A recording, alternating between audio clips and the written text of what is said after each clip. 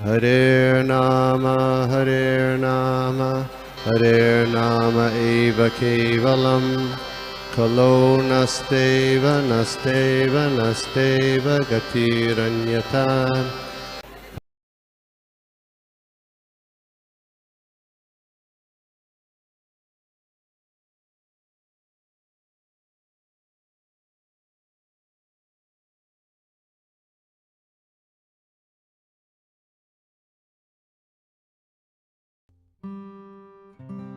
तो धन्यवाद देना चाहूंगा हिज ग्रेस गोपी मनोहर प्रभु जी को, जो मुझे समय समय पर सेवा देते रहते हैं। और पिछली बार के लिए मैं क्षमा भी आप सभी से मांगना चाहूंगा कि पिछली बार मैं रात को 2 बजे सोया था, 2:30 बजे।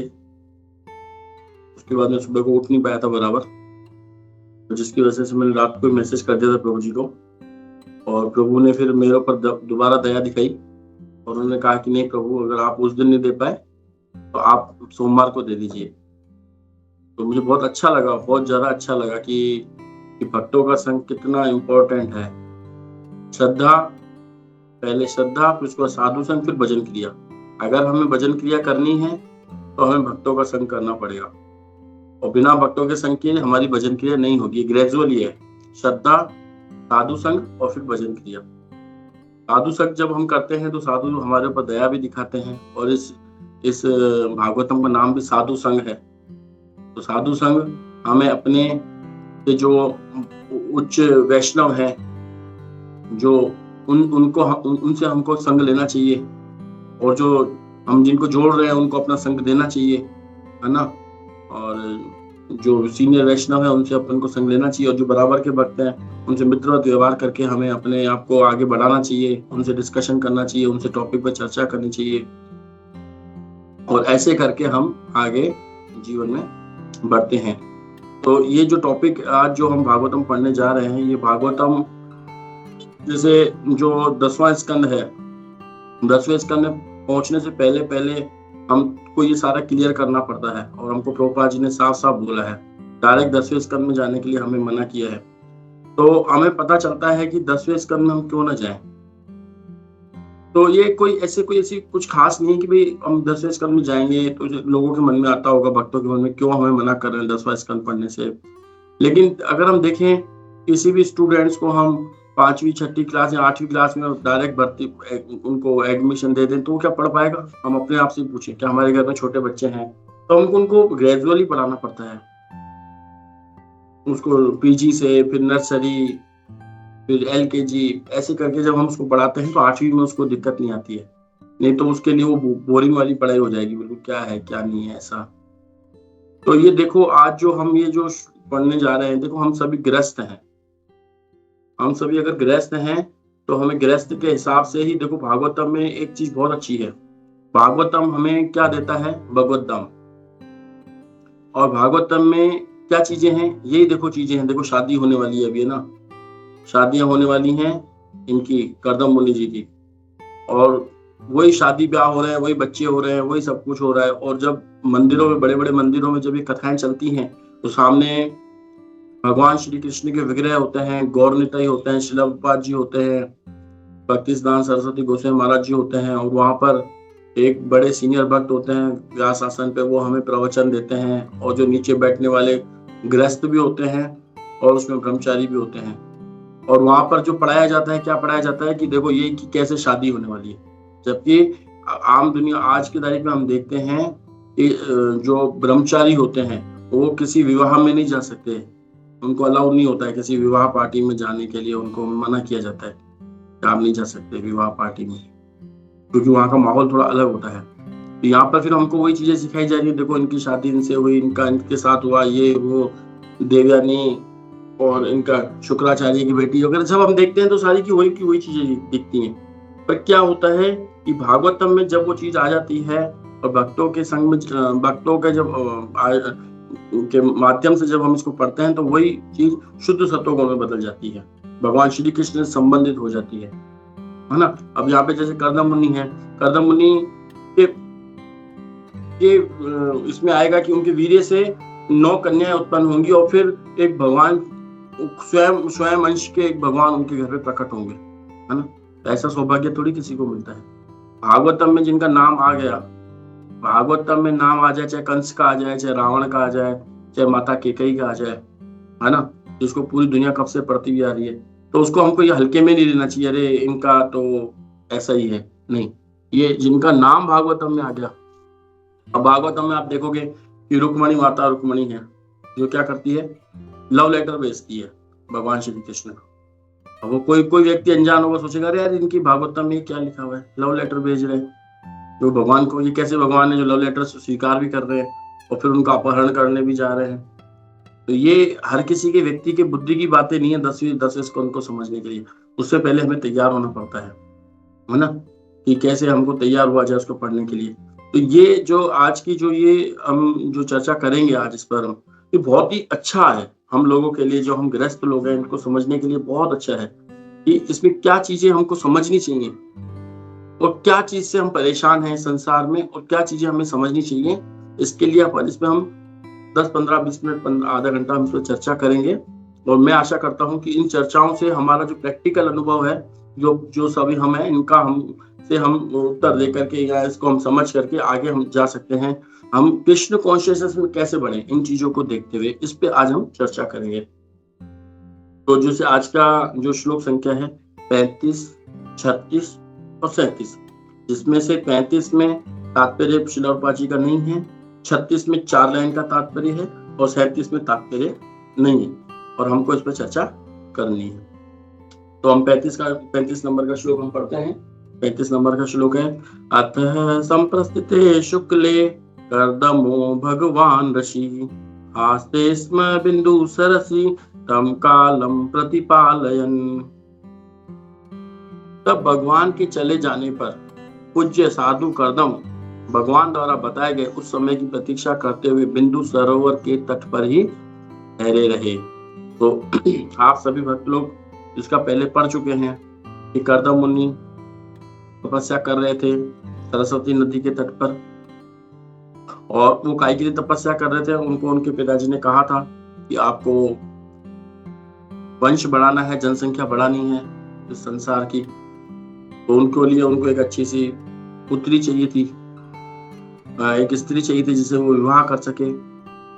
और वहीं से ही इनका ये संभोग वाला जो सिस्टम वहीं से चालू होता है कि जो स्त्री पुरुष के बीच में संभोग होता है वो वहीं से स्टार्ट होता है। उससे पहले शायद ब्रह्मा जी ने जो भी जितने भी पुत्र पुत्रियां उत्पन्न किए थे वो अपने मन से, हृदय से, बुद्धि से ऐसे करके उन्होंने सारा प्रकट किया था, है ना, ये हमको देखने को मिला। फिर इसके बाद हमको यहाँ पे हम क्या समझे, इसमें तो कोई सोच सकता है इसमें क्या है, ठीक है उन्होंने तपस्या की, उनके पास अब स्वयं भगवान श्री कृष्ण ने उनको दर्शन दिए, विष्णु ने, भगवान ने, और भगवान ने उनको दर्शन देके कहा कि जो भी आपको, जैसी भी जो आपकी इच्छा है मैं जानता हूँ, और वो यहाँ पर आएंगे और आप अपनी एक बहुत सुंदर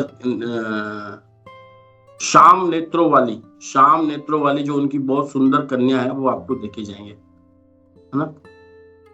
तो आज हम यहाँ पे क्या क्या समझ सकते हैं, हम इसमें क्या, जब भगवान के चले जाने पर साधु कर्दम भगवान द्वारा बताए गए उस समय की प्रतीक्षा करने हुए बिंदु सरोवर के तट पर ही खड़े रहे। तो यहाँ पे प्रतीक्षा शब्द जो है, अगर हम प्रतीक्षा शब्द को देखते हैं तो प्रतीक्षा शब्द हमारे जीवन से बहुत जुड़ा हुआ है, बहुत ज्यादा जुड़ा है प्रतीक्षा, क्योंकि हम कलयुग के जीव हैं, कलयुग के प्रोडक्ट हैं। हमसे सब कुछ हो जाएगा लेकिन हमसे प्रतीक्षा नहीं होगी, हम प्रतीक्षा नहीं कर सकते। हम अगर हमारी तरफ से देरी है तो चले जाएगी, लेकिन सामने वाला देर है तो हम उसको नहीं सहन कर सकते हैं। ये हमारा मतलब एक स्वभाव बन गया है कलयुग में। हम क्या है कि कलह का युग है ना, तो हम चाहे किसी को आधा घंटा वेट कराएं, लेकिन सामने वाला व्यक्ति अगर हमें 5 मिनट भी वेट कराएगा तो हमें उसमें गुस्सा, क्रोध आने से लग जाता है, ऐसा क्यों हुआ, है ना। हम ज्यादा तो मुझे नहीं पता, पहले की जब इस्कॉन से नहीं जुड़े थे तब हम सिनेमा वगैरह में, फिल्मों में देखने जाते थे, तो कोई व्यक्ति लेट आ रहा है तो ठीक है, लेकिन जो व्यक्ति पहले से बैठा है और 2 मिनट भी अगर उस सिनेमा घर वाले को वो चलचित्र चलाने में थोड़ी सी देरी हो जाती थी, तो बहुत सीटियां वगैरह ये बजाने लग जाती, कैसे हुआ, क्या हुआ, नहीं होती उनसे प्रतीक्षा। हम रेलगाड़ी में भी जाएंगे कि कहीं ट्रेन रुक जाएगी, तो अगर 2 मिनट से ज्यादा रुकेगी, 4 मिनट से ज्यादा रुकेगी, तो सब चर्चा करने लग जाएंगे, अरे क्या हुआ, क्यों नहीं चल रही, चलाओ। प्रतीक्षा नहीं होगी उसमें, किस कारण से वो रुका हुआ है वो उनसे नहीं होता है। बस में भी हम चाहेंगे कहीं 5-10 मिनट बस रुक जाएगी तो हम पूछेंगे क्या हुआ, क्यों नहीं चल रही, क्या हुआ, चलाओ, क्या हुआ, गाड़ी खराब हो गई, क्या होगा, अब कैसे चलेंगे। भाई प्रतीक्षा हमसे नहीं होती है। लेकिन यहाँ पर प्रतीक्षा शब्द ही देखो दिया गया है ना। प्रतीक्षा शब्द दिया है कि भगवान श्री कृष्ण ने उनको बोला तो उन्होंने प्रतीक्षा किया, वहां पर उसी स्थान पर प्रतीक्षा किया। और हमको श्री प्रभुपाद जी ने बोला है कि 16 माला जप करो, 4 नियमों का पालन करो, आप भगवान श्री कृष्ण के धाम में जाएंगे। ध्यान पूर्वक 16 माला जप। तो हम देखते हैं कि हम कई बार 5 साल से, 7 साल से, 8 साल से, 10 साल से करते हुए आ रहे हैं। तो हमको लगता है हमने इतनी प्रतीक्षा कर ली, हमने 10 साल से मतलब जप करते हुए आ रहे हैं, सुबह को उठ रहे हैं, जप करते हैं, लेकिन आज भी हमें वो टेस्ट नहीं आ रहा है। लेकिन हमारे गुरु ने हमें कहा है, हमको उनके वचनों पर विश्वास नहीं होता कि यार इनके वचन जो हैं गुरु के, इन्होंने जो बोला है तो क्या हमको और थोड़ा प्रतीक्षा करनी चाहिए क्या। लेकिन हम विचलित हो जाते हैं थोड़े से समय में और सोचते हैं कि अभी तक क्यों नहीं हो रहा है, कैसे नहीं हो रहा। वो हम अपने में नहीं देखते हैं कि उन्होंने जो शब्द बोले थे क्या हमको अच्छे से फॉलो कर पा रहे हैं। उन्होंने कहा कि 16 माला हमें ध्यान पूर्वक ब्रह्म मुहूर्त के समय में करना है। तो क्या आज हम अपना 16 माला ब्रह्म मुहूर्त के समय में कर रहे हैं? ये हमारा प्रश्न होना चाहिए सबसे पहले हमारे खुद से। क्या हम 16 माला सुबह को उठकर ब्रह्म मुहूर्त में कर रहे हैं? या जब हम नए लोग जो जुड़े थे तब हमको किसी भक्त ने दयापूर्वक हमें ये कह दिया था कि कोई बात नहीं प्रभु जी, आप कैसे भी जप करो, सुबह करो, शाम करो, इसमें कोई नियम काल का आदेश नहीं है, ठीक है ना। तो हम आज भी दीक्षा लेने के बाद भी हम उसी बात को अपना रहे हैं कि कोई इसमें नियम नहीं है, कोई कायदा नहीं है। नहीं, ये नियम कायदा नहीं है, लेकिन फिर भी नियम कायदा है भी कि सुबह को 16 माला जब हमें एक साथ बैठ करके ब्रह्म मुहूर्त में भक्तों के संग में करना चाहिए। ये नियम है, ठीक है। बाकी और कोई नियम नहीं है, आप बाद में भी करोगे तो उसमें नहीं है, पर हमारी जो प्रगति होगी वो बहुत स्लो होगी। हम अगर एग्जाम्पल लें, उदाहरण लें, तो माता शबरी का उदाहरण लें। माता शबरी एक बहुत छोटे कुल की थी जिनको कोई अपने साथ बिठाना पसंद नहीं करता था। तो जब वो उनके गुरु के आश्रम में रहने लगी और गुरु की सेवा करने लगी तो गुरु उनसे इतने प्रसन्न हुए कि इसको भी भगवत धाम मिलना चाहिए, ये इतनी सेवा कर रहे हैं। और जब वो जाने लगे तो वो रोने लगी, माता शबरी रोने लगी कि आप जा रहे हो तो मुझे कौन इस भवबंधन से छुड़ाएगा। बोले नहीं, आपकी सेवा इतनी अच्छी है, आपने गुरु के प्रति इतनी अच्छी सेवा की है कि मैं तो खुद जा रहा हूँ भगवान के धाम में, लेकिन एक दिन भगवान स्वयं आपको लेने आएंगे, यहाँ से स्वयं आपको लेने आएंगे। और उनके वचनों पर, गुरु के वचनों पर माता शबरी को इतना विश्वास था कि उन्होंने पूरी जिंदगी इस प्रतीक्षा में लगी रही कि आज भगवान आ सकते हैं, क्या पता आज आ जाए। और वो प्रत्येक दिन उसी उत्साह के साथ कि फूल बाहर सजा के रखती थी आंगन में और बेर तोड़ के आती थी कि मेरे भगवान आएंगे तो मैं उन्हें ये मैं खिलाऊंगी। और वो पैर आएंगे तो ये पैर वो पूरा सजा के रखती है फूलों से। और ऐसा नहीं है कि कोई 2-4 दिन में वो गुरुजी निकले, 2-4 दिन में गुरुजी निकले और 2-4 दिन उन्होंने किया और वो पीछे से भगवान आ गए। नहीं, भगवान ने भी काफी लंबी तपस्या करी, लेकिन माता शबरी का उत्साह 2 चीजों में था कि मेरे गुरु ने मुझे कहा है कि तुमको भगवान लेने आएंगे, तो मतलब आएंगे। मतलब उनको अपने गुरु के शब्दों पे पूर्णतः विश्वास था कि आज नहीं तो कल आएंगे, कल नहीं तो पर आएंगे जरूर। तो इसी तरीके से उन्होंने प्रतीक्षा किया अंत तक अपने गुरु के शब्दों में और उसी उत्साह के साथ। तो हम क्या वो प्रतीक्षा हमारे अंदर है कि जिस दिन हमको दीक्षा मिलती है, हम जिस उत्साह में रहते हैं या जिस वक्त हम गुरु महाराज से मिलते हैं वो उत्साह हमारा रहता है, तो क्या उसके बाद हमारा उत्साह डगमगाता है? क्या हम उसमें उत्साह में हमारी कमी आती है? ये हमारे लिए प्रश्नवाचक रहता है। एक बार मुझे याद नहीं आ रहा वो कौन से भक्त थे जो चैतन्य महाप्रभु ने उनको बोला कि आज से उन्होंने एक बार मायावादियों का भाषण सुन लिया था तो उनको बोल दिया था कि आज से हम आपसे नहीं मिलेंगे। तो वो बहुत से नाराज मतलब ऐसे हुए कि आप उनसे पूछ के आओ चैतन्य महाप्रभु से कि मुझे कब मिलेंगे, मैं उनसे मिलना चाहता हूँ, मुझसे गलती हो गई। तो उन्होंने बोला आपको शायद 10,000 साल बाद आपसे चैतन्य महाप्रभु मिलेंगे। तो नाचने लगे कि बहुत अच्छा है कि कम से कम 10,000 साल बाद जब भगवान ने बोल दिया तो वो जरूर मिलेंगे। उनको शब्दों पे विश्वास था। और 10,000 साल कौन सी बड़ी बात है, अगर हम हिसाब से देखें भी तो हम पता नहीं कितने करोड़ों अरबों खरबों वर्षों से हम दुनिया में जन्म मृत्यु के चक्कर में हैं। अगर उसमें हमें कोई व्यक्ति आश्वासन दे दे कि आपके 10,000 साल बाद आप भगवान के धाम जा सकोगे, आपको भगवान प्राप्त होंगे, तो हमें खुशी मनानी चाहिए, हमें बढ़िया से आनंद लेना चाहिए कि ठीक है अब कंफर्म हो गया, कंफर्मेशन हो गया कि 10,000 साल बाद हो गया तो हो गया, औरों का वाले कंफर्म हो नहीं हो, लेकिन यहाँ पर उसकी गलती की वजह से कंफर्म हो गया कि इसको भगवान की प्राप्ति होगी 10,000 साल वर्षों के बाद। तो ये है प्रतीक्षा। इस प्रतीक्षा से हमें सीखना चाहिए कि किस तरीके से हम प्रतीक्षा करें। तो यहाँ पर हम क्या देखने को मिलते हैं कि तब भगवान के चले जाने पूज्य साधु कर्दम भगवान द्वारा बताए गए उस समय की प्रतीक्षा करते हुए बिंदु सरोवर के तट पर ही ठहरे रहे। वो वहीं ठहरे रहे कि उनको भगवान बोल गए कि यहाँ वो आपके इस कुटिया में आएंगे, वो वहीं ठहरे रहे। ऐसा नहीं कि चलो थोड़ा सा वो 3 दिन बाद आएंगे तो 3 दिन तक हम थोड़ा हम ये वाला काम निपटा देते हैं, थोड़ा हम यहाँ चले जाते हैं, थोड़ा हम वहाँ चले जाते हैं, 3 दिन में हमारे ये काम हो जाएंगे तो ये सल्टा देंगे, ये सब। ऐसा नहीं, वो वहीं खड़े रहे, प्रतीक्षा करने लगे, है ना।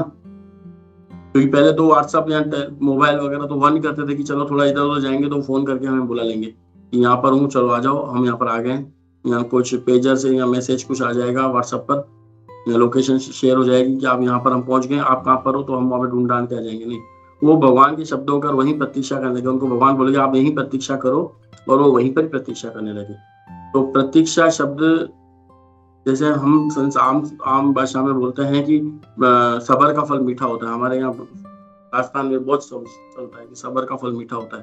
तो सबर मतलब प्रतीक्षा हमें करनी होगी भगवान के धाम जानने के लिए। और वो ऐसा धाम है जहाँ एक बार व्यक्ति जाता है तो वापस नहीं आता है।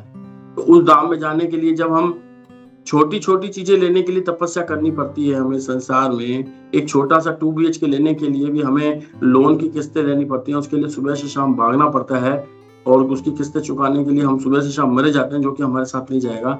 तो उसके लिए भी हम प्रतीक्षा करते हैं कि नहीं, इनका लोन इतने समय में चुकता होगा, ये होगा, वो होगा, है ना। तो हम प्रतीक्षा करते हैं। तो भगवान के लिए जो हमको श्रील प्रभुपाद जी ने 16 माला के लिए कहा, तो क्यों ना हम उसकी तह जिंदगी तक उत्साह के साथ करें, क्यों ना हम उसकी प्रतीक्षा करें कि एक दिन हमको भगवत धाम जाना है। ये जीवन का लक्ष्य, ठीक है ना। तो अभी हम दूसरे श्लोक पे चलते हैं जो बहुत ही सुंदर श्लोक है। मनो स्यन्दमास्थाय शातकुंभ परिच्छदम् आरोप्य स्वां दुहितरं सभार्य पर्यटन महिम। स्वयंभू मनु अपनी पत्नी सहित प्राण आभूषणों से सुसज्जित अपने रथ पर आरूढ़ हुए। अपनी पुत्री को भी उस पर चढ़ाकर वे समस्त भूमंडल का भ्रमण करने लगे। तात्पर्य भाई AC भक्तिवेदांत स्वामी श्रील प्रभुपाद जी के द्वारा। विश्व के सम्राट मनु चाहते तो अपनी पुत्री के लिए उपयुक्त पति की खोज के लिए कोई दूत नियुक्त कर सकते थे, किंतु वे अपनी कन्या को जैसे एक पिता को चाहिए प्यार करते थे, अतः उसके लिए वर की तलाश करने केवल अपनी पत्नी सहित स्वर्णिम रथ पर आरूढ़ होकर अपने राज्य से रवाना हुए। यहाँ पर हमें क्या चीज सीखने को मिलती है? यहाँ पर हमें ये शिक्षा मिलती है कि किसी भी वस्तु को, हम थोड़ा सा पीछे भी जाएंगे इसमें, कि किसी भी वस्तु को प्राप्त करने के लिए हमें क्या चीज चाहिए। किसी भी वस्तु को प्राप्त करने के लिए हमें मानो कि कुछ भी हमें चाहिए, कुछ भी चाहिए, XYZ हमें कुछ भी चाहिए, तो उसके लिए हमें क्या, किस चीज की आवश्यकता होती है? अगर जैसे हम भौतिक संसार में देखें कि हमें घर चाहिए, गाड़ी चाहिए, बंगला चाहिए, है ना, तो हमें क्या चीज की जरूरत है पड़ती है? कोई भी आप बता सकते हो उसमें से कि हमें इस संसार में कोई भी वस्तु चाहिए तो उसके लिए हमें किस चीज की आवश्यकता पड़ती है? चाहे हमें शादी करनी हो, चाहे हमें बंगला लेना हो, चाहे हमें गाड़ी लेनी हो, है लक्ष्मी की प्रभु। हाँ, लक्ष्मी की आवश्यकता रहती है। लेकिन ये अधूरा ज्ञान है, ये अधूरा ज्ञान है कि हमें कोई भी वस्तु प्राप्त करने के लिए लक्ष्मी की आवश्यकता रहती है। क्योंकि हम भौतिक संसार में यहाँ पे रह रहे हैं तो हमें लक्ष्मी की आवश्यकता पड़ती है, और लक्ष्मी से ही सब कुछ आता है। इस्कॉन मंदिर भी लक्ष्मी से ही चलता है। लेकिन यहाँ पे देखो, कर्दम मुनि ने कोई जो उनको शादी करनी थी, एक सुंदर स्त्री भी चाहिए थी, है ना, तो क्या वो कहीं जॉब करने गए, कहीं वो बिजनेस करने गए, कहीं उन्होंने कोई पैकेज लिया, कहीं वो US गए, कहीं उन्होंने कुछ बहुत अच्छा कमाया? नहीं, उन्होंने क्या किया, हमको इस चीज को समझना पड़ेगा। उन्होंने तपस्या की है भगवान की, और भगवान की तपस्या से देखो उनको सब मिला है। तो कोई व्यक्ति कह सकता है यहाँ पर, तो भगवान की तपस्या तो उन्होंने अभी की थी, अभी प्रभु जी हम बिना लक्ष्मी के कैसे चल सकते हैं? नहीं, आज भी अगर हम भगवान श्री कृष्ण के ऊपर पूर्णतः आश्रित में रहें तो आज भी हमें वो वस्तु मिल सकती है जिसकी इच्छा हमने कभी नहीं की होगी, या इच्छा से ऊपर जो इच्छा की है हमने उससे भी ऊपर वाली वस्तु हमें मिल सकती है। तो इसका एक हमें उदाहरण दे लेंगे कि पहली चीज तो ये कि यहाँ पर मैं किसी को ये नहीं कहना चाहूंगा कि आज से हमें अपना जॉब छोड़ना है और घर पर बैठना है। यहाँ पे कहने का मतलब ये नहीं है। यहाँ पर कहने का मतलब ये है कि प्रत्येक वस्तु भगवान द्वारा उपलब्ध होती है। अगर हम कहीं जॉब पे भी जाते हैं, यहाँ कहीं सब जो हम इंटरव्यू भी लेने गए हैं ना, और हमारा बॉस ने हमारा इंटरव्यू लिया और हम वहाँ पे किसी वजह से समझो सिलेक्शन नहीं हो पाए, तो यानी कि वहाँ पे भगवान ने अनुमोदन नहीं किया हमारा। हमारी नो डाउट हमारी तैयारी पूरी अच्छे से होनी चाहिए, लेकिन अगर हमारी तैयारी भी अच्छे से है और फिर उन्होंने हमको सिलेक्शन दिया, तो यानी कि भगवान हृदय में उनके परमात्मा रूप में बैठे हैं और उनको उन्होंने अनुमोदन किया है और वो जाकर के हमको ओके करते हैं। हर चीज में, हर क्षेत्र में, चाहे वो डिवोटी हो चाहे नहीं हो, हृदय परमात्मा रूप में, हृदय के उनमें परमात्मा रूप में वो भगवान बैठे हुए हैं और वो उनको आदेश देते हैं कि हाँ इनको ये चीज कर दो, तो वो कर देते हैं। उनको ये चीज मत करो, वो नहीं करते। वो चीज यहाँ से हमें ये चीज समझने को मिलती है। अब अगर हम देखें, मैं आपको एक एग्जांपल देने जाऊंगा। एक एग्जांपल था कि एक बहुत अच्छा एग्जांपल है, ये प्रैक्टिकल एग्जांपल है और आज का ही एग्जांपल है। अहमदाबाद में एक भक्त थे और उनकी शादी हुई। तो एक मतलब दोनों परिवार एक लिमिटेड परिवार थे। मतलब जैसे देखा जाए तो धन धान्य में इतने ज्यादा नहीं थे, लेकिन ठीक ठाक थे, बहुत अच्छा था, ठीक ठाक था। तो लेकिन वो जब शादी हो गई लड़के की, तो लड़के की शादी हो गई तो कुछ समय बाद वो इस्कॉन से जुड़ गए। तो वो उन्होंने अपनी वाइफ को भी इस्कॉन से छोड़ दिया। इधर से तो वो इस्कॉन से जुड़ गए, लेकिन जैसे जैसे वो इतना प्रेम आनंद प्रचार में इतना उनका आनंद आने लगा कि धीरे धीरे वो अपनी जॉब को कम करने लगे। तो जॉब को कम करने लगे तो सैलरी भी कम होती गई। भाई जहाँ पर हमको हमारे हिसाब से जॉब चाहिए तो वहाँ पे सैलरी अपने हिसाब से नहीं मिलेगी। जहाँ बॉस के हिसाब से हम काम देंगे तो सैलरी हमको उस हिसाब से मिलेगी, ठीक है ना। यहाँ पे उनका उल्टा होता गया, मतलब कि जॉब वो धीरे धीरे कम करते गए। भाई ऐसी जॉब चाहिए जो मेरे को सुबह को 9 बजे जाऊँ, शाम को 3 बजे अपने घर आ जाऊँ, उसके बाद में अपना प्रचार कार्य में लग जाऊँ। अब 6 घंटे की ड्यूटी में तो इतना ही तनख्वाह मिलेगी।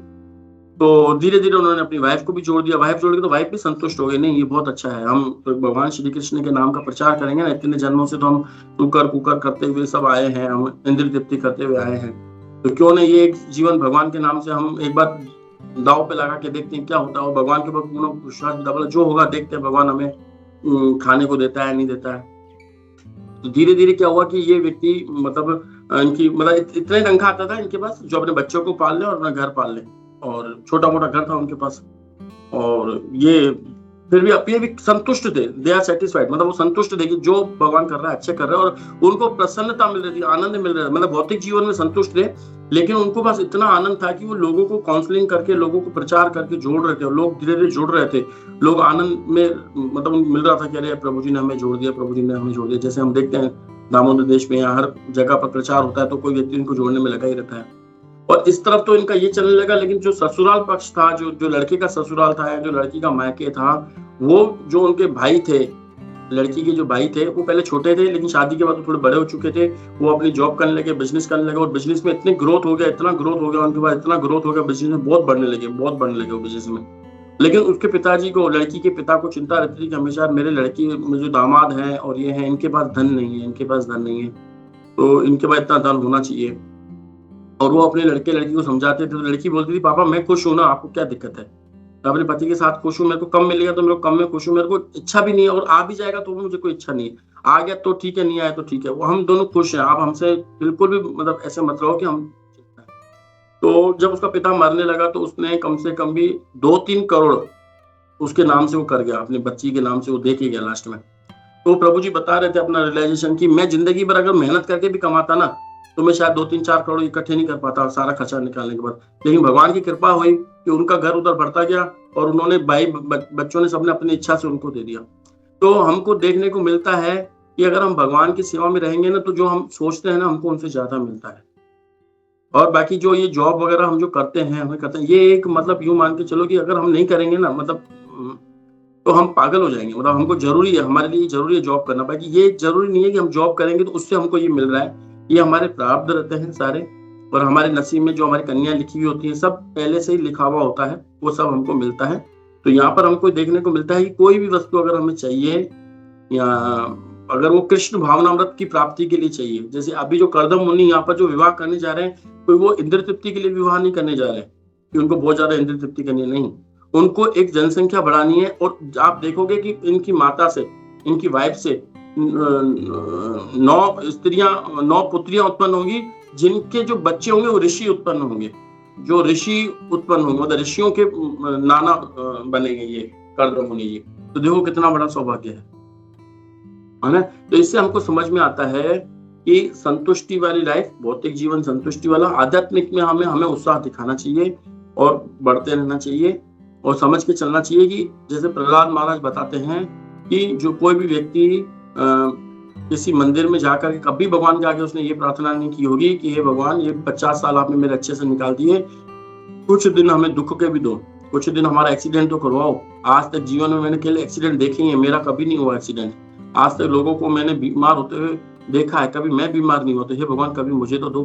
कभी कोई नहीं मांगता, लेकिन फिर भी उसके नसीब में आता है। ठीक उसी प्रकार से कि हमारे जो होगा वो होगा, लेकिन भगवान की तपस्या जब हम करते रहेंगे तो भगवान हमारा विशेष ध्यान रखते हैं। और भगवद गीता का वो श्लोक योग क्षेम महामिहम, उससे हमको संतुष्टि मिलती है कि भगवान श्री कृष्ण हमको कहते हैं, जैसे हम आम भाषा में घर में क्या बोलते हैं, भगवान के घर पे देर है अंधेर नहीं है। तो हमको क्या आवश्यकता है, हमसे ज्यादा भगवान जानते हैं। यहाँ पे देखो कर्दम मुनि उनको बोल के गए कि, और भगवान उनको बोल के गए कि आपके मतलब आपके जो मन में है, जो आपकी इच्छा है, मैं समझ चुका हूँ, मेरे को पहले से उसकी ज्ञात था, लेकिन मेरे को आश्वासन देने हैं कि आप यहीं रहो। वो आ रहे हैं, एक योग्य वर स्वयंभू मनु अपनी पुत्री को साथ लेके आएंगे और वो वहां पे आपको अपनी स्त्री को दे जाएंगे। अब यहाँ पे एक चीज समझने को मिलती है, दो हमको यहाँ पे चर्चा करनी जरूरी है कि आज की तारीख में हम क्या देखते हैं कि जब हम अपनी पुत्री को ऐसे घर में देते हैं तो जहां हम क्या देखते हैं कि वो लड़का अच्छी जॉब वाला हो या अच्छे बिजनेस वाला हो, घर उनका खुद का हो, है ना, और या कम से कम हम जिस लेवल के हैं उस लेवल का तो हो, जिस स्टैंडर्ड पे हमारी लड़की पल रही है, कम से कम सामने वाला का स्टैंडर्ड भी उतना होना चाहिए, उतना सब कुछ लेवल का होना चाहिए। लेकिन यहाँ पर देखो स्वयंभू मनु सातों द्वीपों पर उनके पुत्र, 2 पुत्र प्रिय उत्तान पर पूरे 7 द्वीपों पर, यानी पूरी पृथ्वी पर राज करते हैं वो। और उनकी जो पुत्री रहती है देवहूति, वो क्षत्रिय थे, यानी कि स्वयंभू मनु क्षत्रिय थे, जब राजा है तो क्षत्रिय थे। अब राजाओं को जब पहले जो वर्णाश्रम हमारी प्रणाली है कि ब्राह्मण, क्षत्रिय, वैश्य और शूद्र, जिसमें हम देखते हैं कि ब्राह्मण हमेशा संतुष्ट रहते हैं। कभी ब्राह्मण, जबकि अगर हम देखें राज दरबार में राजाओं को बुद्धि देने वाले ब्राह्मण ही होते हैं, ब्राह्मण ही बताते हैं, पूरा खेल ब्राह्मण करते हैं, लेकिन करते वो खुद उसमें इन्वॉल्व नहीं होते हैं। अगर हम देखें तो ब्राह्मण कभी इन्वॉल्व नहीं होते क्षत्रिय धर्म में, वो संतुष्ट रहते हैं। क्या रहते हैं कि हम अपने जीवन में संतुष्ट हैं, वो बल्कि उनके पास इतनी बुद्धि होती है कि वो पूरी बुद्धि से राजा को जिता देते हैं कि देखो आपको ये करना है, आपको ये करना है, आपको ये करना है। और उसमें मानव हितों की चर्चा, ये वो सब देखते हुए ऐसा रिजल्ट निकाल के देते हैं कि आप ऐसा करो, आपकी जीत निश्चित होगी और पूरे विश्व में आपकी ख्याति होगी। क्या पूरे अपने क्या कहते हैं, महाराज युधिष्ठिर ने युद्ध नहीं किए, भगवान श्री रामचंद्र ने युद्ध नहीं किया, लेकिन जो भी युद्ध हुए एक किसी पुरोहित ब्राह्मण के कहने पर हुए। और जब उनके कहने पर होते हैं कोई भी चीज, तो वो हमेशा उत्तम रिजल्ट लाती है ना। तो आज भी अगर हम देखें तो जो नेता लोग हैं जो बैठे हैं, ये खुद शूद्र हैं और लेते भी शूद्र लोगों से ही, पूरे विश्व की बात बता रहा हूं मैं, तो वो लेते भी सलाह ऐसे लोगों से ही है, तो वो उसका उल्टा परिणाम ही होता है। पहले के समय में ऐसे नहीं हुआ था। पहले के समय में मानव हितों की रक्षा करते हुए पूरा ऐसा फार्मूला निकाल के देते थे जिससे पूरे अगर युद्ध भी हो जाए तो भी उस राजा की ख्याति मानी जाती थी, उस राजा की ख्याति है। अब यहाँ पर अगर हम देखें, अगर आज से कंपेयर करें तो जैसे कि हमने पहले चर्चा की कि एक स्त्री एक पुत्री, माता पिता अपनी पुत्री को दूसरे घर में देते हैं तो उसका बैकग्राउंड वगैरह सब देख करके देते हैं, जो आजकल बहुत जरूरी भी हो गया है। लेकिन यहाँ पर देखेंगे एक क्षत्रिय जिसकी पुत्री राजमहलों में बड़ी पली हुई है, वो एक कर्दम मुनि को देखी गई जिसके पास एक कोई छोटी सी कुटिया थी। क्योंकि पहले के जो क्षत्रिय होते थे उनको ज्ञान होता था कि जो हम क्षत्रिय हैं, हम रजो तमोगुण में से युक्त हैं, लेकिन रजोगुण तमोगुण कभी आदमी को संतुष्टि नहीं दे सकता। जो क्षत्रिय लोग होते हैं वो रजोगुण तमोगुण से प्रभावित रहते हैं, तो ये संतुष्टि देने वाला कभी नहीं है। काम क्रोध कभी संतुष्टि नहीं देगा, लेकिन जो सतोगुण है वो व्यक्ति को संतुष्ट कर सकता है। तो इसीलिए वो अपने बच्चों का भला चाहते थे। वो अपने बच्चों को ऐसे घर में देते थे कि जहाँ पे उसका मतलब आत्मा का उद्धार हो। शरीर का उद्धार हो ना हो उससे कोई मतलब नहीं है। शरीर का उद्धार कराना चाहते तो किसी ऐसे घर में दे देते जो क्षत्रिय की थी, लेकिन नहीं, क्षत्रिय ब्राह्मण के घर में जा सकती है, ब्राह्मण की लड़की क्षत्रिय घर नहीं आ सकती। तो इन चीजों को देखते हुए उन्होंने आत्मा का कल्याण करने के लिए कि आत्मा इस संसार में आई है, इसका उद्धार कैसे हो, ये आत्मा का चेतना कैसे ऊंचे की तरफ बढ़े, तो वो तभी हो सकती है जब वो किसी ऐसे व्यक्ति की सेवा करे जो आत्मा के लेवल पे हो, आत्मा राम हो, इस भौतिक दुनिया से उठा हुआ हो। तब वो व्यक्ति उसकी सेवा करते करते वो भी उठ जाएगी और भगवान के धाम चले जाएगी। तो उद्देश्य इस संसार में जो इसका है जनसंख्या बढ़ाने का या जो बच्चे पैदा करने का, वो यही है कि किसी तरीके से इस संसार से वो मुक्त होकर के इस मनुष्य योनि में आकर के मनुष्य योनि का उद्देश्य यही रहता है कि भगवान का तपस्या करके वो भगवान श्री कृष्ण के धाम में चले जाए। और यहाँ तक कि देवी देवता भी तरसते हैं मनुष्य के जन्म लेने के लिए। हम देवी देवता के अगर स्वर्ग में चले भी गए तो वहां हम भक्ति नहीं कर पाएंगे। अगर हम यही देखें कि 10 दिन के लिए 15 दिन के लिए अगर हम भक्तों का संग नहीं करें तो ही हमसे भक्ति नहीं होती है, तो ही हम ढीले पड़ जाते हैं। तो स्वर्ग में तो ये चीजें मिलेंगी नहीं, हमें कोई भक्तों का संग है ही नहीं, तो वहां पर हम भक्ति नहीं कर पाएंगे। तो इस मनुष्य जन्म के लिए देवी देवता भी तरसते हैं, यहाँ तक कि ब्रह्मा जी भी तरसते हैं। कहते हैं यार मेंटेनेंस में, यानी रजोगुण में हम, रजोगुण का मतलब बनाना मिटाना, बनाना मिटाना, बनाना मिटाना, बनाना मिटाना। वो बोलते मैं रात को सोता हूँ, सुबह को उठता हूँ, सारे पृथ्वी लोग, सारे आधे के लोग खत्म हो जाते हैं, फिर मैं इनको बनाता हूँ, फिर रात हो जाती है, फिर सो जाता हूँ। इससे मैं ऊब गया हूँ, अब मेरे को जाना है भगवान की लीला में। तो भगवान की लीला करने के लिए वो नीचे चैतन्य महाप्रभु के साथ भी आ जाते हैं। तो यहाँ पर हमें ये शिक्षा मिलती है कि सत्वगुण में रहने से ही रजोगुण वाले जो व्यक्ति होते हैं वो भी चाहते हैं कि हमारी बेटी सत्वगुण में संतुष्ट हो सकती है। ये आज के लोग सोचते हैं कि पैसे से कोई व्यक्ति संतुष्ट होता है, पैसे से व्यक्ति कोई संतुष्ट नहीं होता।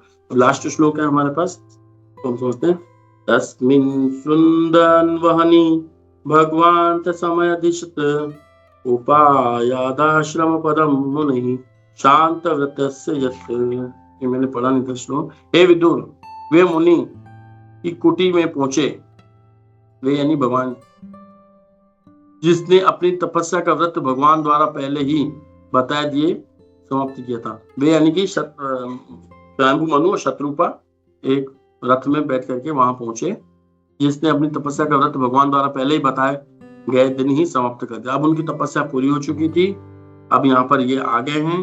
अब यहाँ पे शाम नेत्रों वाली देवहूति माता देवहूति उनको देंगी, क्योंकि यहाँ पर एक चीज और दिया गया था कि जितना प्यार मैं अपनी बच्ची से करता हूँ, पति भी ऐसा ही मिले जो उसको उतना प्यार कर सके। तो उसके लिए उन्होंने देखा कि ये व्यक्ति जो है उसको उतना प्यार दे सकता है, तो इसलिए उनको देखेगा। और प्यार का मतलब यहाँ पे होता है कि आत्मा का प्यार, ना कि शरीर का प्यार। जो व्यक्ति किसी को आत्मा के लेवल पे देखेगा तो उसका भला चाहेगा, और उसका भला ही चाहेगा कि वो कैसे कृष्ण भावनामृत में आगे बढ़े। तो यहाँ पर 9:05 है, हम यहीं पर इसको विराम देते हैं। और यहाँ पे कई एडिशनल स्पीकर भी रहते हैं जो अपनी तैयारी करके आते हैं, वो भी अपने कुछ यहाँ पे पॉइंट अपने रखेंगे, और फिर कुछ भक्तों का प्रश्न होगा जिसका हम प्रयास करेंगे। नहीं तो हमारे साथ गोपी मनोहर प्रभु जी हैं जो हमारे उत्तरों को समझाएंगे और प्रश्नों को समझ करके उसका उत्तर देंगे। हरे कृष्णा। हरे कृष्णा प्रभु जी, बहुत बहुत धन्यवाद। थैंक यू प्रभु, बहुत अच्छा क्लास था। मैं धन्यवाद देना चाहता हूँ कि पिछली बार आपने तबीयत ठीक नहीं था फिर भी कोशिश तो किया था, थैंक यू। और ऐसे ही आते रहिए, और क्विकली किसी भक्त का कोई प्रश्न है, कोई एडिशनल पॉइंट है, हम लोग ले सकते हैं। हरे कृष्णा। लगता है किसी का कोई प्रश्न टीका टिप्पणी नहीं है, तो हम लोग रुकते हैं। सभी को बहुत अच्छी तरह समझ में आया, इसलिए कोई प्रश्न नहीं है। तो thank you Prabhu, will stop here. और ऐसे ही आते रहिए, अपना संग देते रहिए प्रभु जी, बहुत अच्छा लगता है आपसे सुनने। हरे कृष्णा, दंडवत प्रणाम। वांछा कल्पतरुभ्यश्च कृपा सिंधुभ्येव च पतितानां पावनेभ्यो वैष्णवेभ्यो नमो नमः। अनंत कोटि वैष्णव वृंद की जय। श्रील प्रभुपाद की जय। इस्कॉन गुरु वृंद की जय। ग्रंथरा श्रीमद् भागवतम की जय। हरे कृष्णा प्रभु जी, दंडवत प्रणाम। तो आपका संग मिलता है, हमें प्रसन्नता मिलती है आपके संग से। ये संग तो वो आप जैसे अच्छे भक्तों का मिलता है तो आनंद आता है प्रभु। प्रभु आप सीनियर हैं, आपने हमको दामोदर देश से डायरेक्शन में लगाए हुए हैं, तो आपका बहुत बहुत धन्यवाद प्रभु। आप हमारी इतनी केयर करते हैं। धन्यवाद प्रभु जी। हरे कृष्णा। हरे कृष्णा।